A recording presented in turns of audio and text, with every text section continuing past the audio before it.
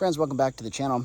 As always, thanks for stopping by. We're going to be talking about worms today. I'm out here in the chicken run though. Real quick, we got to collect some eggs.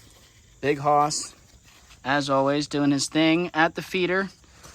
You do you, big man. I know you're hungry. Just coming in to grab the eggs. Oh, sorry. A little spooked.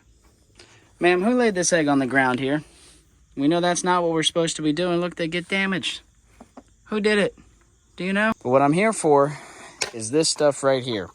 This is what was the bedding in the chicken coop over summer. We're now getting into fall. You can see this material is pretty well and broken down. This is what we're going to feed the worms today. And this was basically just the wood chips, the bedding, the manure, everything that was in this chicken coop over the summer. It was sitting somewhere roughly right in here. It's hard to tell exactly where it was now. But we scraped it all up here, and you can see there's actually some mushrooms growing in it. That's a very good sign. Also some morning glory growing in it. That's whatever. But anyway, let me carry this bucket back up to the worms, which are up in the nursery somewheres over there.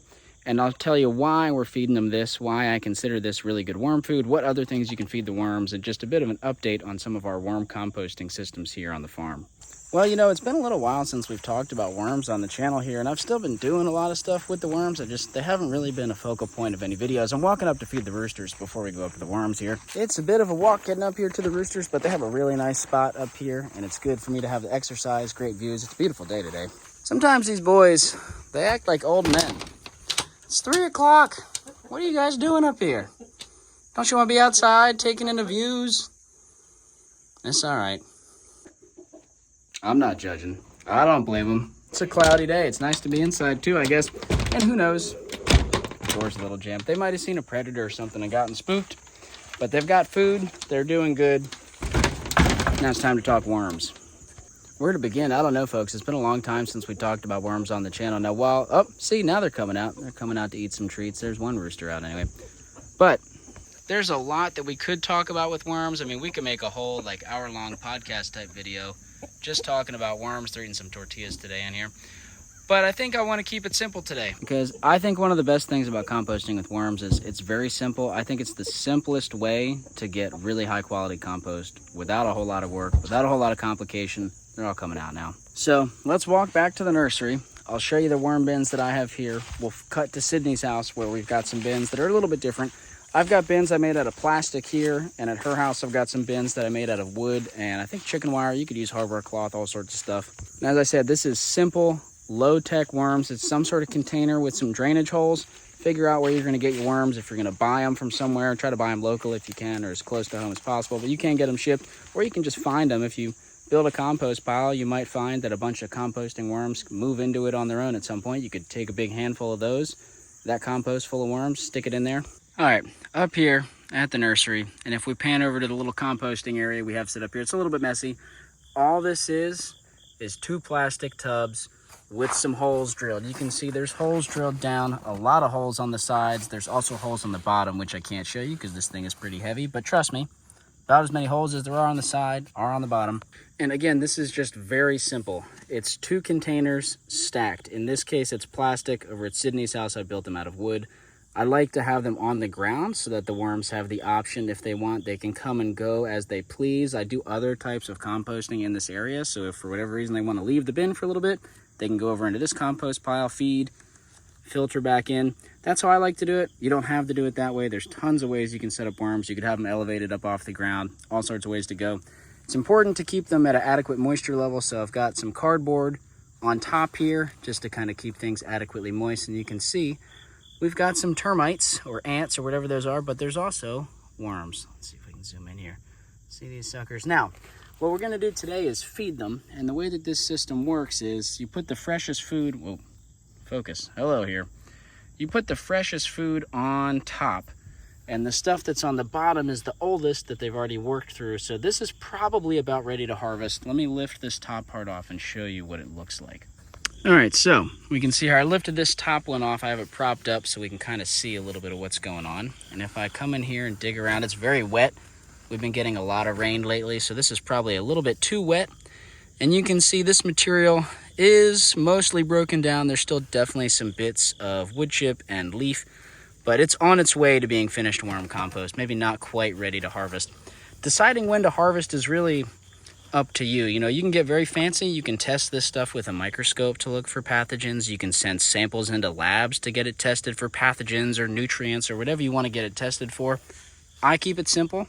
When it looks like most of the food stocks have broken down and all I see is nice brown stuff with a good texture, maybe a little bit of wood chips and eggshells still in there, that's when I find it good to use. You can also tell because most of the worms will filter up into where the food is. And so if most of the worms are up in here, I know that they've probably eaten all the food down below. Now I'm not seeing a whole bunch of worms in here, possibly because I have gone rather long. Look at this nice piece of fungi in here. I've gone pretty long without feeding these worms. I've neglected them a little bit. Sydney's been doing a much better job at keeping that bin fed. You can see there are some of them in here. But what I like about doing worms this way is that if they're not here, they're probably somewhere else. They might be in this pile. We could come scrape around right in here and just see. I'm seeing evidence of a lot of worm castings. I'm not seeing a whole lot of worms. Worms have a band of moisture that they like to work with. If it gets too dry or too wet, or if they run out of food, they'll move. Things have been very, very wet, and I actually wouldn't be surprised if they have left for drier ground. I'm not seeing a whole lot of activity in here. But anyway, I'm going to dig through this. I'm actually still seeing quite a bit of pine needles and leaves and undigested sticks and things in here. And so I think the activity has certainly slowed down. I can also just tell you it's probably wetter than it should be. The way that you can test moisture, take a good handful, squeeze it.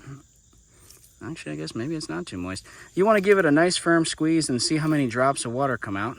Now, I'm not seeing any water come out. Ideally, you want 1 or 2 drops of water to come out for it to be adequately moist. This soil, this compost, whatever you want to call this, not seeing any water come out. Oh, squeezing really hard. There's a few drops of water. So that's actually probably pretty decent. It's not as wet as I originally thought. All right, so we can see here we've topped off. I actually added a little bit of food to the bottom, and I've really topped off this top bin. As you can see, all it was is that compost we were looking at down in the chicken run. And the reason for that, 2 things. I like to keep this simple. Obviously, as we mentioned, it's possible to underfeed your worms. It's also possible to overfeed them unless you're feeding them compost. If you're feeding them compost that's not quite finished, I have never had an experience of overfeeding them in that case. But if you're using food waste, manure, food that's fresher, that hasn't started breaking down much, you can easily overfeed the worms. And I'm trying to search for the word here. If you overfeed them, you're going to encourage them to try to leave the bin. So if the bin's connected to the ground, they escape, not a huge deal, they'll come back when they want. If the bin is like in your garage or your kitchen or in your house and they start escaping, that can be unpleasant.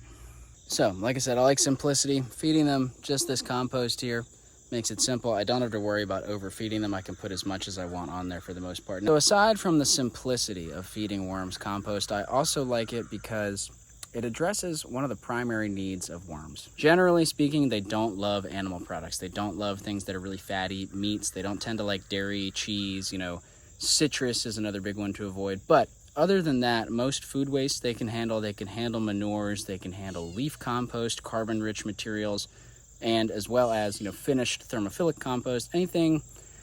Really, the way to think about this is that worms primarily are eating bacteria and fungi. And so any material that's going to have a lot of bacteria and fungi in it, the worms are going to be able to get a lot of nutrition from that. So rotting food waste, rotting manure, these sorts of things are going to have a lot of bacteria and fungi in them. So are leaf compost, aged wood chips, a compost pile that's not quite finished composting. There's still some food matter in there. They're going to be rich in bacteria and fungi. That's what the worms want to eat. So again, this is just a really simple way to do it. Get a container. It's important to have really good drainage on the bottom, lots of holes. It's important to have really good airflow, so lots of holes in the side. We want air to be able to get in there. The worms do not like it when things get anaerobic. All right, worms want a little bit of oxygen. They're like us. They need some oxygen in their environment. So you want good airflow. You don't want it too wet. You don't want it too dry. Like I said, that squeeze a handful of the material, get like 1 or 2, maybe 3 drops of water. That's ideal. Less than that, maybe it's a little dry. More than that, might be a little bit wet. I tend to find that the worms can handle things on the wetter side easier than they can the drier side. They really slow down when it gets dry. If it gets a little bit more wet than ideal, oftentimes they're okay. I have found in my experience anyway. Temperature-wise, another thing to note, they do not like extreme heats or extreme cold. Kind of that 50 to 95 degrees is when they're most active, with like the middle of that range being best. As soon as we get below 50, they slow down. Above 95, they really slow down. They can start to die off. Being that they are in the shade here of this tree, and they're also in soil, right, they're going to be not quite as hot as the ambient environment. Once we get into winter, however, we're in fall now. It's rather mild. If we were in summer without shade, the soil could get hotter than the air temperature. If we are in winter without insulation, the soil can get colder than the air temperature, or at least as cold as the air temperature. So you want to think about, if you have them outside and you want to keep them active all year round, how are you going to insulate, protect from extreme heat, extreme cold, things you might want to think about. In our climate, if you have enough thermal mass of soil and mulch and wood chips and whatnot, it's pretty easy to keep that pile from freezing. Now, in wintertime, this little bucket the bins are not enough. I'll mound a bunch of stuff around them to add that insulation, but we can keep these active all winter. You don't have to, though. I know we're kind of jumping all around here. We're just letting the ADHD gremlins of my brain direct this video, but worms, if they go dormant, if they die because of extreme cold, they'll come back in the spring. They lay eggs. I believe they're technically considered cocoons. I call them eggs. That's how they propagate. They have a sexual form of propagation. You need multiple worms to do this. They can't, self-propagate for the most part, but they lay these cocoon egg things, and they can hatch from the cocoons in the spring. So if all your worms die in the winter, they freeze back, don't worry, they'll come back in the spring from the cocoons. Now I'm trying to remember where I left some of our finished worm compost. This has also been sitting for a little while. As I've mentioned, I neglected to feed the worms. We need to get the cardboard back on top of that. I haven't used this worm compost yet. You can see a lot of other critters have moved into here, but this is, oh my gosh, this is way too wet. So this pot does not have good drainage holes, and it's been raining a ton, and this stuff is like sopping wet. But this is finished worm compost that came out of the bottom of this bin. Whoa. I don't know, probably a month or so ago, and you can see very homogeneous material in here. A lot of the wood chips and stuff have broken down. This is great for adding to the nursery beds, adding to the garden. There's still a handful of worms and other critters in here, and it's a little bit wet, so maybe what we'll do is we'll prop this up on top of something so that it can get a little bit of airflow underneath and drain out. Like I said, it's a little bit wetter than I like it. Another main thing, you probably heard me sniffing there.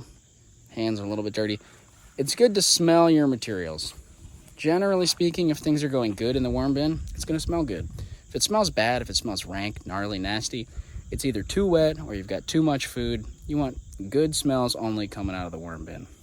Now, a lot of people will tell you, and this is probably important, I could have mentioned this in the beginning, if you're getting a worm bin started, you don't want to just put the worms right into food.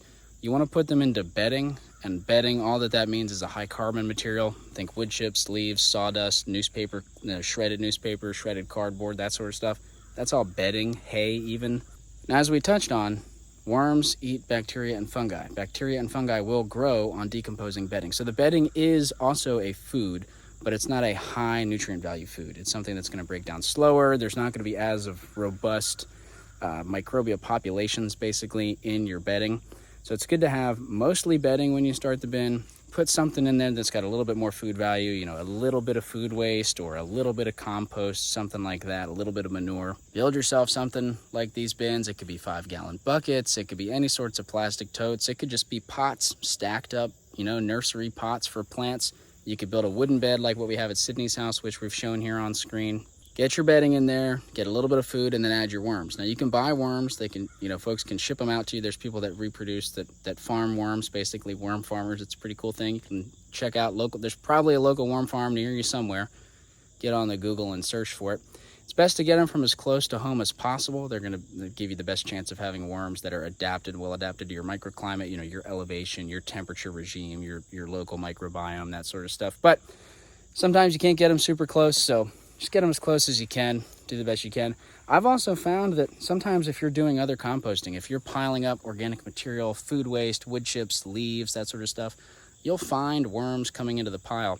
If you find composting worms, red wigglers specifically, you can just start your own worm compost from worms in your other piles. So for example, let's just dig around in here. There's different types of worms, and I'm not an expert on different types. Typically these little red ones, they can be a little bigger than this, but I'm pretty sure this is a red wiggler. And the red wigglers, or the composting worms, they like to hang out in the top few inches of decomposing material.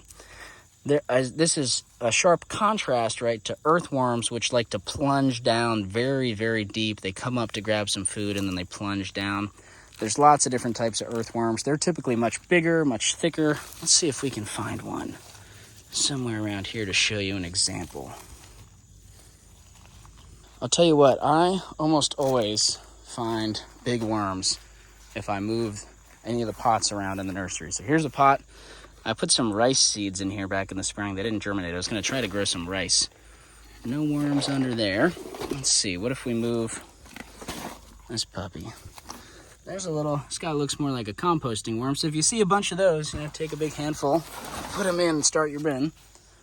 Let's keep looking around here. What if we... Here's an example of more of an earthworm. Now, they can get much bigger than this. It'll be hard picking this guy up. See this? This is some sort of earthworm. It's definitely not a red wiggler or a composting worm. The color is different. They're not as red. They can get much bigger. As I've said, again, I'm not a worm expert. These worms will break down material. They're not as efficient at composting as red wigglers. You can make worm compost with them. Just gonna put that guy on that pile there. But that's the basic gist, a quick and simple little update on how we do worm compost. It's one of the most important amendments that I have for the nursery. Worms add their own flavor of biology, if you will. Their microbiome inside their gut really influences the microbial community in the worm compost in a beneficial way. There's just, it seems like my understanding, a lot of the microbes that associate with worms are incredibly beneficial to plants and are often lacking in our soils. Worm compost also, it is a fertilizer, right? It has a lot of nutrients, and so I don't apply any chemical fertilizer, but I always apply worm compost to all of my nursery beds when I transplant things into the garden here, and I think it's a big reason why we're as successful as we are. It's a very important input. I don't talk about it much. It's microbially very alive. It is also a fertilizer. Some quick thoughts on it, folks. I don't have a whole lot of more time today to talk about this, but I wanted to get a little bit out for anyone who is trying to build a worm system. It's very simple, very easy to get into. Don't be worried about messing up. If I could give you any advice from someone who's been doing this for quite a few years now, at least composting with worms. I was really intimidated when I first got started. I was afraid of doing it wrong. Folks, there is no wrong, in my opinion. You've got to make mistakes to learn. Give yourself some grace. Just go out and try it. Things don't go as planned, adjust, keep moving forward, keep sticking with it. You'll get success eventually, and you'll learn. You'll be stronger for it. Now, the way this works here, I don't know when I'll get around to editing this video, but perhaps by the time I get around to editing, I'll have thought of some other things to add, and this maybe won't be the end of the video, but as far as I know right now, like I said, I got to cut it off, do some other things. I think we got most of the thoughts out that I wanted to get out. Let me know what questions you guys have about worms. I really like having this back and forth and letting you guys kind of direct where these videos go. Yeah, I think that's all for now. Catch you guys in the next one. Thanks for tuning in.